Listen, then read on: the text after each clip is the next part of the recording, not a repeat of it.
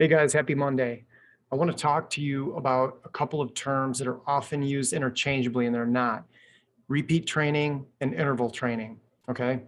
The difference is with repeat training, um, you do your exercise, a dynamic exercise, could be running, could be biking, could be jumping rope, something like that, heavy kettlebell swings. And once you do it till you get to the point where it's hard for you to talk and you stop. With repeat training, what you do is you might walk around and rest until you're able to pass the talk test, which simply you can have a conversation with somebody. You'll be a little bit winded, but you can still communicate effectively. And then you'll do it again, the exercise. So with repeat training, you could pretty much go on indefinitely because you're giving your body, your heart long enough to recover in between the sets.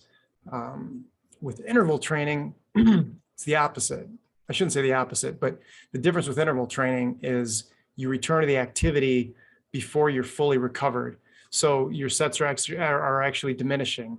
In other words, if you were doing kettlebell swings, you did 10 heavy kettlebell swings, got your heart rate up, had a hard time talking, walked around, maybe, and you time it 30 seconds, you go right back into it. You'll do less each time. You might do 9 and 8, whatever. What we're focusing on today is repeat training. And I know this is a little bit wordy, but follow me because it's important. And it's a great way to train your heart and up your cardio. So we're going to do repeat training, and we're going to use a concept that's called high heart rate under heavy load. So what I want you to do, you can pick up a kettlebell, you can pick up a jump rope, you can go out front and run, you can bike, doesn't matter.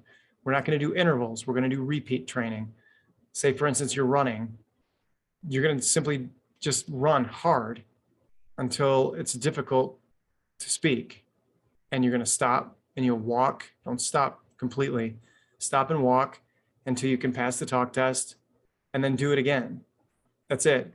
If you can't run the same distance, then you're not resting long enough.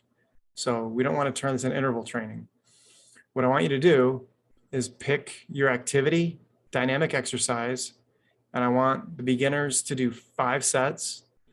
I want the intermediate people to do 10.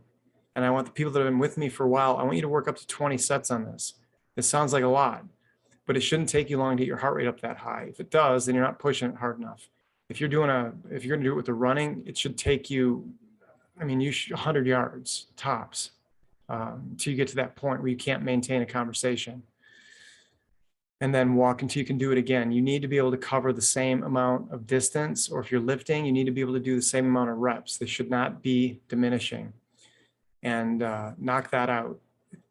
Go from there. And like I said, it's a little bit wordy, but you're smarter now than you were a couple minutes ago.